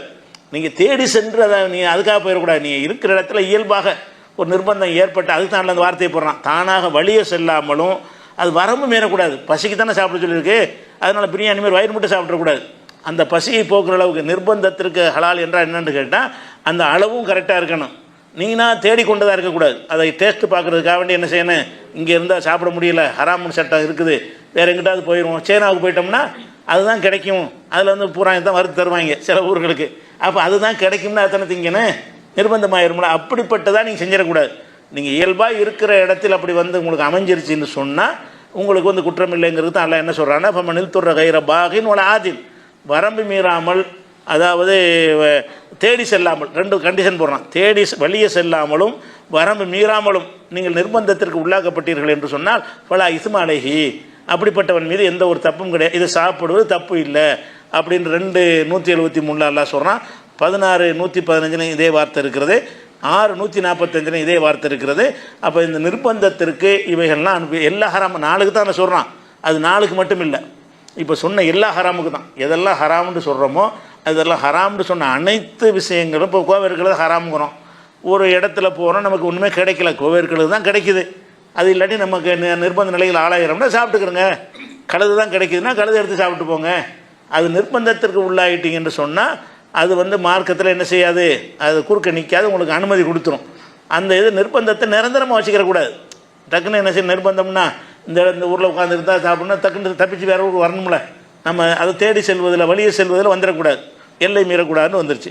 அப்போ நிர்பந்தமான ஒரு சூழ்நிலைக்கு வந்து எல்லா ஹராமுகளும் என்ன செய்யப்படும், கேள்வி கேட்காமல் உங்களுக்கு அனுமதிக்கப்பட்டுரும். நிர்பந்தத்திற்கு ஆளானவனை பொறுத்த வரைக்கும் உள்ள விஷயம் இது இஸ்லாத்தினுடைய ஃபண்டமெண்டல் கொள்கையாகவே இருக்குது. எப்படி இருக்குன்னு கேட்டால், இந்த நிர்பந்தத்தை விளங்கிறதுக்காக வேண்டி இது ஹலால் ஹராமுக்கு வராது, நிர்பந்தத்தை விளங்குறதுக்கு உள்ள சில விஷயங்கள் பாயிண்ட்டு சில சட்டங்கள் இருக்கிறத புரிஞ்சுக்கிறதுக்காக வேண்டி என்ன செய்கிறாங்கன்னா, அம்ர் இப்னு ஆஸ் அவர் என்ன சொல்கிறாருன்னு கேட்டால், நான் வந்து ஒரு குளிர் ரசூலுல்லாஹ்வுடைய காலத்தில் ஒரு குளிரான ஒரு இரவில் வந்து எனக்கு வந்து குளிப்பு கடமையாயிருச்சு, ஒரு ஸ்கலிதம் ஆயிட்டார், பிரயாணத்தில் இருக்கிறாங்க. ஒரு போரில், அந்த போருக்கு பேர் தாத்து சுலாசில்ங்கிற ஒரு போருக்கு நாங்கள்லாம் போயிருந்தோம். சரியான குளிர் நேரம். அப்போ இரவில் எனக்கு வந்து என்ன செஞ்சிருச்சுன்னா ஸ்கலிதம் ஆகிடுச்சு. ஸ்கலிதமானால் குளிக்கணும், தூக்கத்தில் விந்து வெளிப்பட்டுருச்சு, அதான் ஸ்கலிதம்ங்கிறது. அப்போ வந்து அவர் குளிக்கிறது கடமை. அவர் என்ன செய்கிறாருன்னு கேட்டால், நம்ம இந்த குளிரில் குளித்தோம்னா நம்ம செத்து போயிடுவோமே அவர் நினைக்கிறார். அவராக நினைக்கிறார், ரசூலாட்டெல்லாம் கேட்கல, அவராக நினைக்கிறாரு சரியான குளிராக இருக்குது, குளிப்பெல்லாம் கடமையாக்கியிருக்கிறான், இந்த குளிரில் போய் நம்ம குளித்தோம்னு சொன்னால் அப்போ சொல்கிறார் ஃபாஸ்ட்டு இனிக்கு தசல்த்து அந்நகலிக்க, நான் குளித்தேன்னா நான் வந்து செத்துருவேன் என்று நம்ம சரியான குளிர்பல இருக்குது. அப்போ நம்மளை வந்து நமக்கு பாதிப்பு ஏற்படும், நம்ம குளிக்க முடியாது என்று சொல்லிவிட்டு நான் தயமம் செய்து, தயமத்தில் தெளிவாக குரானில் இருக்குது, அவருக்கு விளங்கலானா அவர் தயமம் செய்து என்ன செய்கிறாருன்னு கேட்டால் சுபுகு தொழுகையை மக்களுக்கு தொழுவிச்சிடுறாரு. தொழுவிச்ச உடனே மக்களுக்கு டெக்ளேர் பண்ணி தான் செய்கிறார், இருந்தாப்பா நான் குளிக்கலை, குளிப்பு கடமையாச்சு, குளிக்காமல் தயமம் செஞ்சு தான் தொழுகிறேன்னு மக்களுக்கு சொல்லிவிட்டார். அதை மக்கள்லாம் வந்து ரசூல்லாட்ட போரில் திரும்பி வந்தோன்னா கம்ப்ளைண்ட் பண்ணுறாங்க, இந்த ஆள் வந்து குளிப்பு கடமையாக இருந்து எங்களுக்கு தொழுவிச்சு விட்டார் அப்படின்னு சொல்லி புகார் அடிப்படைலாம் ரசூல்லா விசாரிக்கிறாங்க. புகார்னா என்ன அர்த்தம்னு கேட்டால், இவர் டிக்ளேர் பண்ணி இருக்கிறார், இது குளிப்பு கடமை, அவர் ரகசியமாக வச்சுருக்கலாம்ல, குளிப்பு கடமை எவனுக்கு தெரிய போகுது, அவர் தயம் செஞ்சது எவனுக்கு தெரிய போகுது, அவர் பாட்டு தொழுவிட்டு போயிருக்கலாம். அவர் இணைஞ்சிருக்காருன்னா எனக்கு இப்படி ஏற்பட்டுருச்சு, நான் இப்படி செஞ்சுருக்கிறேன், இப்படி தான் தொழு வச்சிருக்கேன்னு சொல்லிட்டார். சொல்லாமல் வகையிலே தெரிய முடியும் மக்களுக்கு. மக்கள் வந்து என்ன செய்கிறாங்கன்னா ரசூல்லாட்ட வந்து கம்ப்ளைண்ட் பண்ணுறாங்க. அப்போ ரசூல்லாவுக்கு இவர் இதுக்கு தான் செஞ்சார்னு விளங்கலை, முட்டையா குளிப்பு கடமையாச்சு, அவர் வந்து குளிக்காமல் தொழுதுட்டாருன்னு வந்து புகார் பண்ணிவிட்டாங்க. உடனே அவர் ரசூல்லா கூப்பிட வர்றாங்க. ஊருக்குலாம் வந்த பிறகு, போர் முடிஞ்சு ஊருக்குலாம் வந்த பிறகு கூப்பிட்றாங்க. யா அமுரு சல்லைத்து பி அஸ்ஹாபிக்க வாந்த ஜுனுபுன், குளிப்பு கடமையாக இருக்கும் நிலையில் நீ வந்து சுபுகு தொழுகை தொழுவிச்சியா அப்படின்னு கேட்குறாங்க. அப்போ என்ன செய்கிறாருன்னா, நான் வந்து சம்பவத்தை சொல்லி காட்டினேன். சொல்லிவிட்டு என்ன செஞ்சேன்னு கேட்டால், நான் இந்த முடிவை எப்படி எடுத்தேன்னு தெரியுமாங்கிறார். அவரே சொல்கிறாரு, எப்படி நான் இந்த முடிவை எடுத்தேன் என்று கேட்டால், ஒலா தக்குத்துல் அம்புசக்கும், உங்களை சாவடித்து கொள்ளாதீர்கள் நல்லா குரானில் சொல்கிறான். இன்னஹு காண இன்னல்லாஹ காணபிக்கும் ரஹீமா, அல்லாஹ் உங்கள் மீது இறக்கமுள்ளவனாக இருக்கிறான்னு சொல்லி 4:29 வசனம். அந்த வசனம் எனக்கு நினைவுக்கு வந்தது. அந்த வசனத்தில் இருந்து நான் வந்து குளிக்கிறது அவசியம்னு நான் முடிவு பண்ணேங்கிறாரு. அவர் எந்த தலியில் ரசூல்லாட்ட காரணம் சொல்கிறார்ல, நான் இந்த முடிவு ஏன் எடுத்தேன்னு கேட்டால், அல்லாஹ்வுடைய வசனம் அப்படி இருக்குது, உங்களை சாவடிக்காதீங்கன்னு இருக்குது, நான் குளித்தா செத்துணுவேன்னு இருக்குது, நான் எது குளிக்கணும்? அப்போ அல்லாஹ்வுடைய வசனத்திலிருந்து தான் இந்த முடிவு எடுத்தேன்றவுடனே ஒரு லஹிக்க ரசூலுல்லாஹி ஸல்லல்லாஹு அலைஹி வஸல்லம் உடம்பு எக்குள் செய்யா, ரசூல்லா அதை கேட்டு சிரிக்கிறாங்க. உங்களுக்கு விவரமாக இருக்காரண்டு எதுக்கு சிரிக்கிறாங்க? அங்கீகரிக்கிறாங்க, நீ செஞ்ச தப்புன்னு சொல்லலை. அப்போ இதில் என்னென்னு கேட்டால், ஒரு நிர்பந்தமான ஒரு நிலைக்கு ஆளானவருக்கு சட்டம் தளர்த்தல், அதுக்கு தான் இது. பொதுவாக குளிப்பு கடமையானா குளிக்கணும்னு இருந்தால் கூட நமக்கு அதனால் பாதிப்பு வரும் என்றால் அந்த சட்டம் தளர்த்தப்படுதில்ல, அது மாதிரி தான் நிர்பந்த சட்டம். அது புரிஞ்சுக்கிறதுக்கு உதாரணமாக தான் இதெல்லாம். இது உணவு சம்மந்தப்பட்டது இல்லை. ஆனால் குளிக்கிறது ஏன் அவர் குளிக்கவில்லை, குளிப்பு கடமை நான் குளிக்கணும்ல, ஏன் குளிக்கலை? அது அவருக்கு பாதிப்பு ஏற்படும். பாதிப்பு ஏற்பட்டால் அவர் நிர்பந்தமாயிட்டார். நிர்பந்தமான நிலையில் சட்டம் வளையிறது மார்க்கத்தில் ஒரு உசூலாகவே இருக்கிறது என்பதற்கு தான் இந்த ஆதாரம். இது அபுதாவில் வரக்கூடிய ஒரு ஹதீஸ், ஆதாரபூர்வமான ஹதீஸ் தான் இதுவும். அதே மாதிரி வந்து ரசூலுல்லாஹ் என்ன செய்கிறாங்கன்னா, இம்ரான் இப்னு ஹுசைன்டு ஒரு சஹாபி, அவருக்கு வந்து மூலவியாதி இருக்கிறது.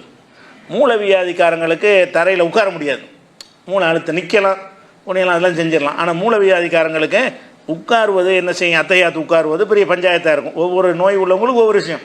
சில பேருக்கு சஜிதா செய்வது பஞ்சாயத்தாக இருக்கும், சில பேர் ருக்கு செய்கிறது பஞ்சாயத்தாக இருக்கும், சில பேர் நிற்கிறதே பஞ்சாயத்தாக இருக்கும், எந்தெந்த நோய் இருக்கிறதோ. இவருக்கு வந்து உட்காருவது பஞ்சாயத்து. அப்போ ரசூலுல்லாஹ் வந்து என்ன செய்கிறாருன்னா, நான் கேட்குறாரு, எப்படி நான் வந்து என்ன மூலவியாதியான இருக்கிறேன், நான் எப்படி தொழுவுறது அப்படின்னு கேட்கும்போது ரசூலுல்லாஹ் சொல்கிறாங்க, சல்லி காய்மன், நின்றுக்கிட்டு தொழுவு, ஃபைல்லம் தஸ்ததீஃப காயுதன், உனக்கு ஏழாவிட்டால் உட்காந்துக்கிட்டு தொழுவு, ஃபைல்லம் தஸ்ததீஃப் அலா ஜன்பின், அதுக்கும் ஏழாட்டி படுத்துக்கிட்டு தொழுவு. அப்போ இதில் நிர்பந்தம் தானே.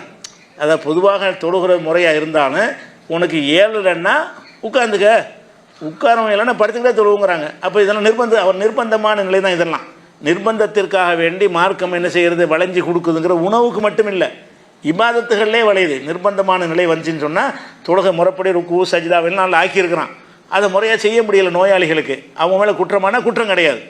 ஏழாமல் இருந்த ஒரு விஷயத்தை செய்யாமல் இருந்தார்கள்னா அது குற்றத்தில் வராது என்பதற்கு இந்த புகாரில் வரக்கூடிய இந்த ஹதீஸ், இது புகாரியில் 1114வது ஹதீஸில் வந்திருக்கிறது. அதே மாதிரி வந்து ரசூலுல்லாஹ் காலத்தில் என்ன செய்வாங்கன்னா, சஜிதா செய்யணும். சஜிதா செய்யணும் என்ன செய்யணும், நெத்தியை நிலத்தில் வைக்கணும். அதுதான் சஜிதாவுடைய முறை. சஜிதானா என்ன செய்யணும், நம்ம நெத்தியை வந்து நிலத்தில் வைக்கணும். ஆனால் ரசூலுல்லாஹ்வுடைய காலத்தில் வந்து அவங்களுடைய பள்ளிவாசல் வந்து மண் தரை தான். வெப்பம் சரியாக 40 டிகிரி 50 டிகிரி அந்த மாதிரி கடுமையான வெப்பமாக இருக்கும். இப்போ அப்படி தான் இருக்குது. அரபு நாட்டு வெப்பம் நம்ம நாட்டை விட ஜாஸ்தியாக தான் இருக்குது.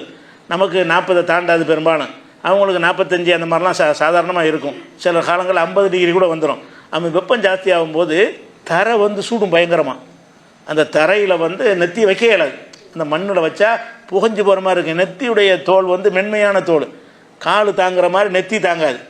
கால் உள்ளங்கை தாங்குகிற அளவுக்கு வெப்பத்தை வந்து மற்ற தோள்கள் தாங்காது. குறிப்பாக நெத்தி முகத்தில் உள்ள தோள்கள் வந்து மென்மையான தோல், அது தாங்காது. அதனால் நாங்கள் என்ன செய்வோம், ரசூலுல்லாஹ்வுடைய கடுமையான வெப்ப நேரத்தில் என்ன செய்வோம்னு கேட்டால், சஜிதா செய்யும் பொழுது தொழுதுட்டு இருப்பாங்களா, அது ஒரு துண்டை எடுத்து என்ன செய்வாங்க, சஜிதா செய்வோம் முன்னாடி போட்டுக்குருவாங்க, அதில் சஜிதா செய்வாங்க. தரையில் செஞ்சால் தானே நெத்தியை சுடும். அந்த இடத்துல ஒரு துண்டை போட்டு என்ன செய்வோம், நாங்கள் ஏதாவது ஒரு துணியை டக்குன்னு போட்டு அதில் நாங்கள் சஜிதா செஞ்சுக்கிறோம் வெப்பம் ஜாஸ்தியாக இருந்தால் அப்படிங்கிறாங்க. அப்போ நெத்தியை கொண்டே நிலத்தில் வைக்கணுமா இருந்தாலும் இந்த நெத்தியை நிலத்தில் வைக்க முடியலை அப்படிங்கிறதுக்காக வேண்டி அவருடைய இந்த மாதிரி விரிக்கப்பட்டிருந்தால் வேறு விஷயம். தரையாகவே தான் இருக்குது. தரையாக இருக்கும்போது நீங்கள் அதுக்குன்னு கொண்டு என்ன செய்கிறீங்க, ஒரு பொருளை கொண்டு இடையில வைக்கிறீங்க. இது பொதுவாக செய்யக்கூடாது சாதாரணமாக. ஆனால் சொகுசுக்கு செஞ்ச மாதிரி வந்துடும்ல, அது சொகுசுக்கு நீங்கள் செய்யலை. எதுக்கு செய்கிறீங்க, வெப்பத்துக்காக செய்கிறீங்க. அது வெப்பங்கிறது வரும்போது உனக்கு தாங்க இல்லைன்னா சும்மா செஞ்சுப்போ, இதில் செஞ்சுருப்போம், துணியில் செஞ்சுட்டு போண்டு அந்த மாதிரி ரசூலுல்லாஹ்வுடைய காலத்தை நாங்கள் என்ன செய்வோம், அந்த ஆடையை விரித்து சைதாவுக்கு போகும்போது ஆடையை விரித்து அதில் தலை வைக்கிற மாதிரி நாங்கள் செய்வோம் அப்படிங்கிற ஒரு விஷயம் புகாரில் 1208வது ஹதீஸில் அனஸ் அறிவிக்கிற செய்தி பதிவாக. இது கூட நிர்பந்தம் தான். இது எந்த மாதிரி முறைப்படி தொழுவணுமோ அதிலேருந்து விதிவிலக்கு கொடுக்கப்படுதில்ல. இப்போ மார்க்கம்ங்கிறது ஏழல்னு சொன்னால் வணக்கத்திலேருந்து அனைத்துலையும் விதிவிலக்கு கொடுக்குற மாதிரி தான் உணவு கொடுக்குறது. இது உணவுக்கு மாத்திரம் உள்ள விஷயங்களில் இது அடிப்படை விளைங்கிறதுக்காக தான் சொல்லி காட்டுறோம். அதே மாதிரி வந்து இவன் கல்யாணம் பண்ணுறது அவசியம்தான். அதுக்கு ஒருத்தனுக்கு சக்தி காசே இல்லை, அவன் என்ன செய்கிறது, நோன்பு வச்சு கட்டுப்படுத்தி கேட்குறான், அது கூட நிர்பந்தம் தானே. ரசூல் என்ன செய்கிறாங்கன்னா, கல்யாணம் எல்லோரும் கண்டிப்பாக பண்ணி ஆகணும். அது யா மாஷர் ஷபாப், இளைஞர் கூட்டமே, மனிஸ்ததா அல் பாத்த ஃபலியத் தஸவ்வஜ், யாருக்கு வசதி இருக்குதோ அவர் கண்டிப்பாக திருமணம் செய்ய வேண்டும் அப்படின்னு சொல்கிறாங்க. ஏன் செய்ய வேண்டும்ங்கிறாங்கன்னா, ஃபைன்னஹு அகல்லலில் பஸரி வ அஹ்ஸனுல் ஃபர்ஜி, அது வந்து பார்வையை தாழ்த்தும்னா அந்நிய பெண்களை பார்ப்பதை விட்டும் நம்மளை காப்பாற்றும், நம்முடைய கற்புக்கு கேடயமாக இருக்கும் கல்யாணம் பண்ணுறது அப்படின்னு ரசூலுல்லாஹ் சொல்லிட்டு என்ன செய்கிறாங்கன்னா, ஓ மல்லம் எஸ்தது, யாருக்கு ஏழலையோ அவன் வந்து அழகி பிசவமி, நோன்பு வச்சுக்க. நோன்பு வச்சிங்கன்னா அந்த அந்த ஆசை வராது, குறையும், கொஞ்சம் கட்டுப்பாடு இருக்கும். நல்லா இவர் கொடுக்க சாப்பிட்டு இருக்கும்போது என்ன செய்யும், அந்த மாதிரியான ஒரு மோகம் ஏற்படும் மனுஷனுக்கு. அந்த மோகத்தை எது குறைக்கும், நோன்பு குறைக்கும். அப்போ முடியாதவன் நோன்பு வச்சுட்டானா அவன் கல்யாணம் பண்ணாமல் இருக்கலாம்ல.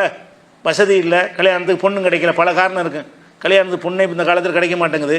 அவன் எவனை தான் முயற்சி பண்ணாலும் பெண்கள்லாம் கல்யாணத்துக்கு விரும்ப மாட்டேங்கிறாங்க. அது பல விஷயங்கள் அதுக்குள்ளே அடங்கி இருக்கிறது. அந்த மாதிரி விரும்பாத நேரத்தில் என்ன செய்யணும், பொண்ணு தேடுறாங்க, கிடைக்க மாட்டேங்குது. அப்போ அவன் என்ன செய்வான், அது வரைக்கும் அவன் கல்யாணம் பண்ணுற கடமை இப்படி நிறைவேற்றுறதுன்னா, நீ நோன்பு கல்யாணம் பண்ணி தான் அவனை நீ வழிகட்டு போயிடுவாயாக இருந்தால் நோன்பின் மூலமாக அந்த உடலுடைய அந்த முறுக்கை என்ன செய்யணும், கொஞ்சம் குறைக்கணும். உடம்பு முறுக்காக இருந்தால் தான் நல்லா தேடும். அதை குறைப்பதற்கு எது உதவும், நோன்பு உதவுங்கிறாங்க. இது கூட நிர்பந்தம் தான். இது கல்யாணம் பண்ணுறது அவசியம்.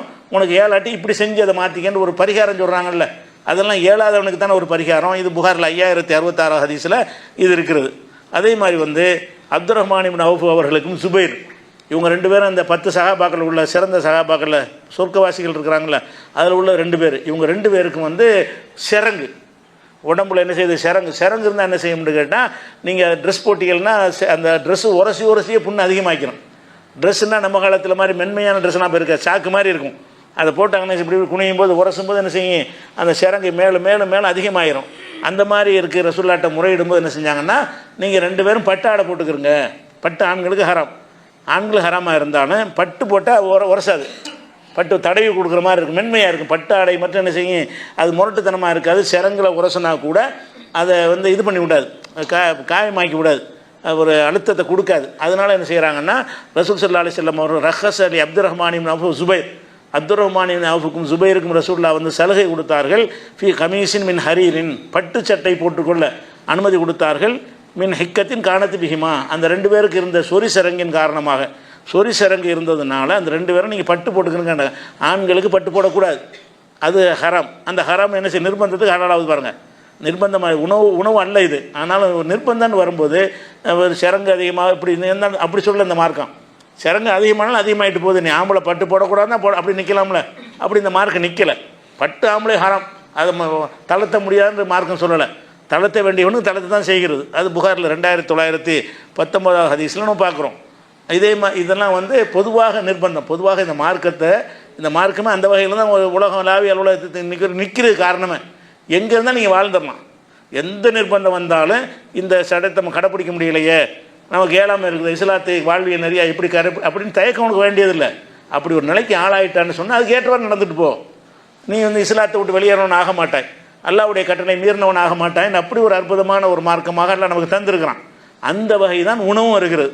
அந்த உணவு விஷயத்தில் எப்படிலாம் தளர்த்துங்கிறதுக்கு உதாரணம் பார்ப்பதாக இருந்தால், ஒரு ஆள் என்ன செய்கிறாருன்னு கேட்டால், அப்பாத் இப்னு சுரஹபீல்னு ஒரு ஆள். அவர் என்ன செய்கிறாருன்னு கேட்டால், அவரும் அவருடைய தாய் மாமன்களுமா சேர்ந்து ஒரு மதீனாவுக்கு வந்துட்டாங்க. வெளியூர்லேருந்து வர்றாங்க. வெளியிலேருந்து ஒரு மதீனாவுக்குள்ளே வந்துட்டாங்க. வந்த உடனே அங்கே ஒரு தோட்டம் இருக்கிறது. ஒரு சுவர் எழுப்பப்பட்ட ஒரு தோட்டம் இருக்கிறது. தோட்டம்னா தோட்டம் இல்லை, தோட்டம்னா மரஞ்செடிகள் இருக்கிறதுக்கு தோட்டம்பாங்க. இது பயிர்கள் உள்ள இடம், ஒரு வயல். தோட்டம்னா பெரிய மரங்கள் இருக்கணும், அந்த மாதிரி மரம் இருக்கல. கோதுமை நெல்லுலாம் விளைவிப்பாங்கல்ல, அதுக்கு ஒரு வேலி போட்டிருப்பாங்கல்ல. இவங்க போட்ட என்னதுன்னா ஒரு கோதுமை பயிரிட்ட ஒரு இடம், அது வேலி போடப்பட்டிருக்கிறது. அதுக்கு சுவர் வாசல்லாம் வச்சுருக்கிறாங்க. ஆடு மாடு மேய்ஞ்சிடக்கூடாதுங்கிறதுக்காக வேண்டி, மனுஷன் களவாங்கக்கூடாதுங்கிறதுக்காக வேண்டி செக்யூரிட்டி பண்ணப்பட்ட ஒரு இடம். அந்த இடத்துல சரியான பசி ஏற்பட்டுருச்சு இவங்களுக்கு. வெளியூர் மதீனாவுக்கு வந்துட்டாங்க. மதீனா உள்ள நுழைஞ்சு பார்த்தா அங்கே ஒரு கோதுமை நல்லா விளைஞ்சு நிற்கிது. அது ஒரு சுவர் எழுப்பியிருக்கிறாங்க, பாதுகாப்பு சுவர் எழுப்பியிருக்கிறாங்க. இருந்தாலும் என்ன செய்கிறாருன்னு கேட்டால், அவர் பசி தாங்க முடியாமல் உள்ளே நுழைஞ்சி அந்த கதிர்களை உருவி, அந்த கோதுமையுடைய கதிர்களை உருவிக்கிட்டு இருக்கும்போது ஓனர் வந்துடுறார். இவர் உருவி அந்த கோதுமையை பறித்து இவர் இதை சாப்பிடுவதற்காக அந்த கதிரை பிரித்து எடுக்கணும்ல. அந்த பிரித்து எடுக்கும்போது நினச்சிட்டாருன்னு கேட்டால், அவர் எப்பட்றா என்னுடைய வயலில் நீ எடுக்க போகிற அப்படின்னு சொல்லிவிட்டு அதுக்கு தண்டமாக என்ன செய்கிறாருன்னு கேட்டால், பயங்கரமாக அடிச்சுட்டு அவர் போட்டிருந்த மேலாடையை பிடிங்கிட்டார். நீ எடுத்த கோதுமைக்காக வேண்டி இந்த மேலாடை சரியாக போச்சுன்னு சொல்லி, அந்த ஒருத்தருடைய மேலாடையில் நம்ம எடுக்க மாட்டோம் யூஸ் பண்ணதை. அந்த காலத்தில் பஞ்சாயத்தே கிடையாது. யூஸ் பண்ணது சாதாரணமாக ஒருத்தர் கொடுத்துக்குருவாங்க. ஒன்றும் ஆடை இல்லாத காலம். அது யூஸ் பண்ணதுக்கும் பயங்கரமான மதிப்பு இருக்கும். அந்த மாதிரி இருக்கிறதுனால என்ன செய்யணும், அவருடைய மேலாடையை பிடிங்கிட்டார். பிடிங்கிட்டவுடனே ரசூல்லாட்ட நான் இவர் சொல்கிறார், நான் ரசூல்லாட்ட மதீனாவுக்கு தானே வந்திருக்கிறோம், ரசூல்லாவை பார்த்து இந்த மாதிரி ஒரு தோட்டத்துக்கு போனோம், எங்களை அடிச்சு விட்டார், எங்களுடைய ஆடையெல்லாம் பிடிங்கிட்டாருன்னு ஒரு கம்ப்ளைண்ட் பண்ணுறாங்க. கம்ப்ளைண்ட் பண்ணுற ரசூல்லா என்ன செய்கிறாங்க, யாருப்பான்னு விசாரித்து அவரை கூட்டிகிட்டு வந்துடுறாங்க. அவர் வந்தவுடனே மா ஹமலக் அலாகாதா, இது ஏன் இப்படி செஞ்ச, இந்த மனிதரை வெளியூர்லேருந்து வந்த ஒரு ஆளை எதுக்கு அடித்தது மட்டும் இல்லாமல் அவருடைய ஆடை எதுக்கு நீ பிடிங்கிட்ட அப்படின்னு கேட்குறாங்க. அவர் சொல்கிறார், அல்லாஹ்வுடைய தூதரே, இவர் என்னுடைய தோட்டத்துக்குள்ளே நுழைஞ்சி அவரோட கதிர்களை எல்லாம் சாப்பிட்டு உதிர்த்து கொண்டு இருந்தார், சாப்பிடல உதிர்த்துக்கிட்டு தான் இருக்கிறார், அப்போ நான் பிடிச்சிட்டேன் அப்படின்னு சொல்கிறாரு. அப்போ ரசூல் ஸல்லல்லாஹு சொல்கிறாங்க, மா அல்லம் தொகை இதுக்கான ஜாஹிலன், அவர் ஒன்றும் தெரியாத ஒரு ஆளாக இருந்தால் நீ கற்றுக் கொடுக்க வேண்டியதானப்பா. உங்களை அத்தம் தொகை இதுக்கான ஜாஹிலன், ஒரு பசியாக இருந்தால் நீ சாப்பாடு நீ கொடுக்கணும்ல, நீ கொடுக்க வேண்டியதானே, என்னப்பா விஷயம்னு கேட்கணும். பசியாக இருக்குது, இன்னும் கொஞ்சம் சாப்பிட்டு போகணும்னு சொல்லணும். நீ இப்படி பசியாக இருந்தவன் களவாண்டது இப்படி குற்றமாக சொல்கிறேங்கிறாங்க. ஒரு பசிக்காக வேண்டி உணவை களவாங்கிறது ஹராம் தானே. அடுத்தவனுடைய வயலில் போய்கிட்டு நெல்லை களவாங்கிறது, அடுத்தவனுடைய மரத்தில் போய்கிட்டு மாம்பழத்தை களவாங்கிறது குற்றம் தான். அதை ஒரு பசிக்கு தேவைக்கு பசி தாங்க முடியலை, யார் வீட்டு மரமாக இருக்குது, அதுலேருந்து ஒரு மாம்பழத்தை பறித்து தின்ட்டாண்டது ஹராமாண்டா, ஹராம் நிர்பந்தம் தான், ஹராம் தான், நிர்பந்தத்துக்கு ஹராம் இல்லை. அப்போ ரசூல் என்ன செய்கிறாங்கன்னு கேட்டால், நீ செய்யக்கூடாது. உலா அத்தாம் தொகை இதுக்கான ஜாயன், அவர் பசியாக இருக்கும் பொழுது நீ உணவு அளித்திருக்கணும், நீ பிடுங்கக்கூடாது அப்படின்னா அவர் செஞ்ச தப்பு இல்லைங்கிறாங்க. உருதுதலை கிசாஹு, அவர்கிட்ட படித்த மேலாடையை உடனே திருப்பி கொடு அப்படின்னு சொல்லிவிட்டு, அது மாதிரி என்ன செய்கிறாங்க ரசூல் ஸல்லல்லாஹு அலைஹி வஸல்லம், எனக்கு ஒரு வசக்கு கோதுமை எனக்கு அரசாங்கத்தை தர சொல்லி கட்டளையிட்டாங்க. சரியான வறுமையில் வந்திருக்கிற நீ ஒரு வசக்குங்கிறது, ஒரு வசக்குன்னா 700 கிலோவாது அன்றைக்கி சொல்லியிருக்கிறோம். அந்த அவ்வளோ பெரிய 700 கிலோ இல்லை, 5 வசக்கு தான் 700 கிலோ வரும். ஒரு வசக்குங்கிறது ஒரு 150 கிலோ கிட்ட வரும். 150 கிலோ கோதுமை அளவுக்கு நீ எடுத்துக்க அப்படின்னு சொல்லி பைத்துல் மாலிலேருந்து ஜக்காத்துலேருந்து அவர் கொடுத்தாங்கன்னு. அது நமக்கு டாபிக் இல்லை. இவர் இவர் செஞ்ச வேலை திருட்டு தானே. வெளிப்படையாக நீங்கள் பார்த்தீங்கன்னா அந்த தோட்டம் இவருடைய தோட்டம் அல்ல, இவர் போய் வரம்பு மீறி தான் எடுக்கிறாரு. அப்போ அடுத்தவன் பொருளை எடுக்கிறது என்ன குற்றம், அப்போ ஹராம். இன்னொருத்தனுடைய பொருள் எடுக்கிற ஹராம், அப்போ ஹராமாக அவர் செஞ்சுருக்கிறார்.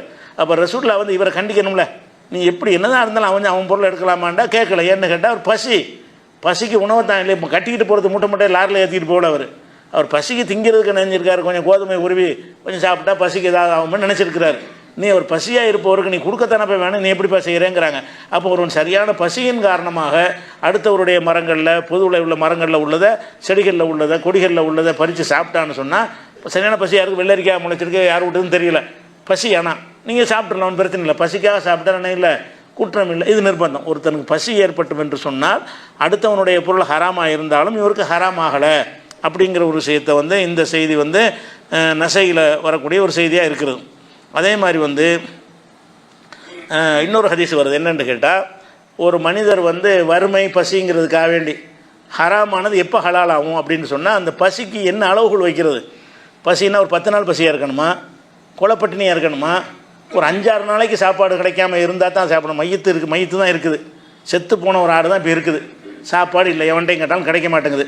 இதை தான் சாப்பிடணும். எப்போ சாப்பிட்லாம்? ஒரு நாளில் சாப்பிட்றலாமா, 2 நாள் உணவு கிடைக்கட்டி சாப்பிட்றலாமா, ஒரு 3 நாள் உணவு கிடைக்கட்டி சாப்பிட்றலாமா, எந்த அளவுக்கு வந்தால் பசி அப்படின்னு சொன்னால் அதிகமான பேர் எப்படி விளங்கி வச்சுருக்காங்கன்னா சாவுற அளவுக்கு வந்துடணும். அப்போ தான் அது வந்து ஹலாலாகுங்கிறோம். சாவுற அளவுக்கு வந்தவன் இறைச்சலாம் திங்கிடணும். முதல்ல ஜீரணிக்க முடியுமா? சாவுற அளவுக்கு வந்தவனுக்கு தான் ஹலால் என்ன செய்கிறாங்க, அதை சொல்கிறாங்க. அப்படி ரசூலுல்லாஹ் அப்படி சொல்லலை. எப்படி சொல்கிறாங்கன்னு கேட்டால் பாருங்கள், அபூ வாக்கித் லைசி சொல்கிறாரு, இவர் அறிவிக்கிற ஹதீஸ் வந்து பல நூல்களில் வந்திருக்கிறது, அதெல்லாம் பலவீனமாக இருக்குது. இந்த தபுரானியில் நான் சொல்லக்கூடிய அந்த ஹதீஸ் சரியா என்ன சொன்னோன்னு பலவீனம்னு யாராவது சொல்லுவாங்க. இது பலவீனம் இல்லை, இந்த சம்பவமே வந்து பல நூல்களில் வந்திருக்கிறது. அந்த எந்த நூலை எடுத்தாலும் அது பலவீனம்னு தான் வருகிறது. ஒரு 10-15 நூல்களில் வருது, 10-15 வழிகளில் வருது. எல்லாமே பலவீனமாக இருக்குது. அதை நம்ம எடுக்க வேண்டிய, நம்ம அதை சொல்லவும் இல்லை. இந்த தபுரானியில் இப்போ நான் சொல்லக்கூடிய இந்த செய்தி பலவீனம் இல்லாது. இதில் உள்ள எல்லா அறிவிப்பாளர்களுமே கரெக்டான ஆளுகளாக இருக்கிறாங்க. அவர் என்ன செய்கிறாருன்னு கேட்டால், அந்த அபூ வாக்கித் லைசிங்கிற அறிவிக்கிறாரு, நான் ரசூலுல்லாஹ்வோட உட்கார்ந்துருக்கும் ஒரு மனிதர் வந்தார். வந்து சொன்னார், யாரை சொல்லலாம், இன்னாபி அருந்தின் துசீபுனல் மஹ்மசா, நாங்கள் வந்து பஞ்சம் தலைவிரித்தாடுகிற பூமியில் வசிக்கிறோம். எங்கள் ஊர் வந்து சரியான பஞ்சம் ஒரு பிரதேசம், வெளியூர் ஆண்டு வழங்குறது. இவர் வந்தால் வந்து ஏதோ ஒரு தூரத்து ஊர்லேருந்து வந்திருக்கிறார். அந்த ஊரில் பஞ்சம் பசி தலைவிரித்து ஆடுகிறது. அப்படி ஊர்லேருந்து நாங்கள் வந்திருக்கிறோம். சொமாதா எஸ்லஹுலனா மினல் மைத்தத்தி, இந்த முறையாக அறுக்கப்படாத மைத்தத்தி எப்படி எங்களுக்கு ஹலால் ஆகும்? பசி, சரியான பசியில் உள்ள ஊரில் இருக்கிறோம், மைத்தத்தை சாப்பிடலாமா? மைத்தத்துன்னா தானாக செத்து போன ஒரு ஆடு அல்லது இந்த வண்டு கிண்டு பூச்சி புழு எல்லாம் மைத்தத்து தானே, முறையாக அறுக்க முடியாத வகைகள்லாம் இருக்குல்ல, இதுகள்லாம் பிடிச்சி நாங்கள் திங்கலாமா அப்படின்னு கேட்குறாரு. அப்போ ரசூல் ஸல்லல்லாஹு அலைஹி சொல்கிறாங்க, இதாலம் தஸ்தபிஹு ஒலம் தகுத்தபிகு ஒலம் தகுத்தபிஹு ஃபஷானுக்கும் பிஹா, உங்களுக்கு காலை உணவும் அது மாதிரி மாலை உணவு 2 வேளை தான் சாப்பிடுவாங்க. காலை ஒரு ஒரு ஒரு கிளாஸ் பாலும், சாயந்தரத்துக்கு ஒரு கிளாஸ் பால் உங்களுக்கு கிடைக்கலன்னு சொன்னால் நீங்கள் சாப்பிட்டுட்டு போகலாம், அவ்வளோதான். பெரிய கொடும்பசியாக இருக்குன்னு அவசியம் இல்லை. காலை சாப்பாடும் கிடைக்கல, ராத்திரி சாப்பாடும் கிடைக்கலையா, ஒரு நாள் பசி தான். ஒரு நாளைக்கு உணவு கிடைக்கலன்னா அப்படி பசி அவனை நம்ம செத்தா போயிட போகிறோம், நம்ம தாக்கு பிடிக்க முடியும்னு நினைக்கக்கூடாது. உனக்கு ஹராம் ஹலாலா எந்த அளவுக்கு இருந்தால் ஹராம் ஹலால் ஆக்குறதுக்கு கடும் சருத்துக்கள் எல்லாம் வைக்கலை. ரொம்ப லைட்டான இது ஒரு நாள் பசி தாங்கிக்கலாம். காலையிலும் சாயந்தரமும் சாப்பாடு கிடைக்கிறது ஒரு பெரிய விஷயமா, இதை தாங்கிக் கொள்ள முடியும் மனுஷனுக்கு. அப்படி இருந்தும் கூட ரசூலுல்லாஹ் என்ன செய்கிறாங்கன்னு கேட்டால், இந்த அளவுக்கு இருந்தால் போதும் அப்படின்னு சொல்லிட்டு என்ன செய்கிறாங்கன்னா, நீங்கள் சாப்பிட்லான்னு உங்களுக்கு சொல்லிடுறாங்க. அப்போ இந்த ஒரு விஷயம் அபூ வாக்கிதுடைய ஹதீஸ் வருது. இந்த ஹதீஸ் சரியான ஹதீஸ்னு தபுரானில் இருக்கிறது. தஹபி அவர்களும் இதை அந்த அறிவிப்பாளர்கள் எல்லாரும் நம்பகமானவர்கள் அவரும் சொல்லியிருக்கிறார், நம்மளும் தேடி பார்த்துட்டோம். அப்போ இந்த அடிப்படையில் ஒரு மனிதருக்கு எப்போ ஹராம் வந்து ஹலால் ஆகும்னு கேட்டால், ஒரு நாளைக்கு உணவு கிடைக்காட்டி போதும். எவ்வளோ வேண்டியதில்லை, செத்து போயிடுவாங்கிற அளவுக்கு வர வேண்டியதில்லை. காலையில் ஒரு சாப்பாடு, ராத்திரிக்கு உள்ள சாப்பாடு கிடைக்கலையா, காலையிலையும் பார்க்க வேண்டியது சாப்பாடு இல்லை, சரி ராத்திரிக்குள்ளே எதாவது கிடைக்கான்னு பார்ப்போம். ராத்திரியும் கிடைக்கலையா, எதை வேணாலும் தின்ட்டு போ, பன்றி கிடைச்சா பன்றியை தின்ட்டு போ, நாய் கிடைச்சா நாய் தின்ட்டு போ, அது செத்து போனது கிடைச்சா செத்து போனது தின்ட்டு போ, எதை வேணாலும் தின்ட்டு போ.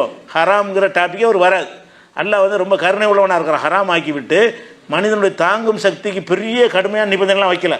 இன்னொரு 4 நாளைக்கு பொறுத்து பாரு, இன்னொரு 4 நாளைக்கு இருன்னு சொன்னால் அப்படி சொன்னால் என்ன வருது, அப்படி செய்யலாம். நல்லா நாட்டினா இதனால் ஒரு நாள் நம்ம நோம்புல அப்படி தானே இருக்கிறோம். காலை சாப்பாடு மாலை சாப்பாடு இல்லாமல் நோம்புல இருக்கிறோமா இல்லையா? அதான் நிர்பந்தமே. அந்த மாதிரி நீ இருந்துட்டாயானாலும் என்ன செய்யலாம், உனக்கு ஹராம் எல்லாம் ஹலால் ஆகிவிடும், ஹராமான உணவுகள்லாம் சாப்பிட்லாங்கிறாங்க. இது குறித்து கூடுதலான மேற்கொண்ட விவரங்கள் மருத்துவத்துக்கு பயன்படுத்தலாம்ங்கிற விஷயங்கள்லாம் இன்ஷா அல்லாஹ் அது நாளைக்கு பார்க்கலாம். அதுக்கிடையில் ஒரு தகவல் சொல்ல வேண்டியிருக்கு. இந்த பூஜை செய்த விஷயங்கள் சொன்னோம்ல, அது சம்பந்தமாக முகநூலில் பல பதிவுகள்லாம் வருது. நீங்களும் கவனிச்சுட்டு வாங்க, குறிச்சிட்டு வாங்க. எந்த ஒரு பதிவுலையும் இதுக்கு ஹராம்ங்கிறதுக்கு ஒரு ஆதாரம் போட மாட்டேங்கிறாங்க. நல்ல அதில் ஆதாரம் போடாமல் என்ன செய்கிறாங்க, திட்டுறாங்க.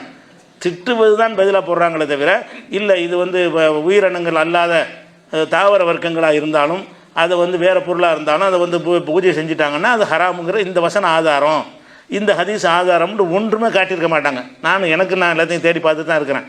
எந்த மறுப்பு போட்டவர்கள் என்ன செய்வாங்க, அவங்க மனவீச்சைப்படி அவங்க ஒன்றை ஹராமுன்னு நினச்சா ஹராமு, அது மாறக்கூடாது அப்படின்னு நினைக்கிறாங்களே தவிர, ஆதாரங்கள் அடிப்படையில் தான் முடிவெடுக்கணும். மாற்ற வேண்டியதை மாற்ற ஆகணும். ஆதாரங்கள் இருந்தால் அது இருக்க வேணும். அதனால் ஒரு தகவலுக்கு சொல்லிக்கிறோம், நீங்களும் என்ன செய்ய நோட் பண்ணிக்கிறங்க. இந்த மாதிரியான கேள்விகள் எல்லாம் கடைசி 2 நாட்களுக்கு நீங்கள் மற்றவர்கள் என்னென்னவெல்லாம் எடுத்து வைக்கிற எல்லாத்தையும் கொண்டு வாங்க. நானும் தேட வேண்டியெல்லாம் தேடிட்டு தான் என்ன செஞ்சுருக்கிறோம். இதை வந்து இந்த முடிவு திடீர்னுலாம் வரல, இது ரொம்ப காலமாக இது ஒரு ஆய்வு செஞ்சு இதை தெளிவுபடுத்தணும் என்று இருந்து தான் நம்ம மார்க்கத்தில் அல்லாஹ் ஹராமாக்காத கொண்ட நான் ஏன் ஹராமாக்கணும், அது குற்றம் தானே. அல்லாஹ்விடத்தில் போய் நான் குற்றவாளி நிற்கக்கூடாது என்பதற்கு தான் இதை சொல்கிறோமே தவிர எவ்வளோ பேர் ஏற்றுக்கிறாங்க என்ற தேர்தல் நடத்திட்டு இருக்கிறோம், ஓட்டு பொறுக்கிறக்கா செய்கிறோம், அது இல்லை. இருந்தாலும் நீங்கள் இந்த பதிவுகள் நீங்கள் வாட்ச் பண்ணுங்கள், எதிரிகளுடைய பதிவுகள் இருந்தால் கூட நீங்கள் பாருங்கள், அதில் என்ன இருக்கும்னு கேட்டால் சும்மா கேள்வி கேட்குற இடக்கு முடக்கா அதெல்லாம் சொல்லுவாங்க, அதுக்கெல்லாம் பதில் சொல்லுவோம். ஆனால் என்ன இருக்காது, இந்த ஆதாரத்தின் அடிப்படையில் இது தவறுன்னு ஒருத்தரும் சொல்லியிருக்க மாட்டாங்க. நீங்கள் எந்த மறுப்பில் எடுத்தாலும் இவர் இது ஹராமான ஒரு விஷயம், இந்த ஆதாரத்தின் மூலம் இது ஹராமு, அதுக்கு மாற்றமாக சொல்லிட்டாருன்னு ஒரு பதிவு இருக்கான்னு நீங்கள் பாருங்கள்.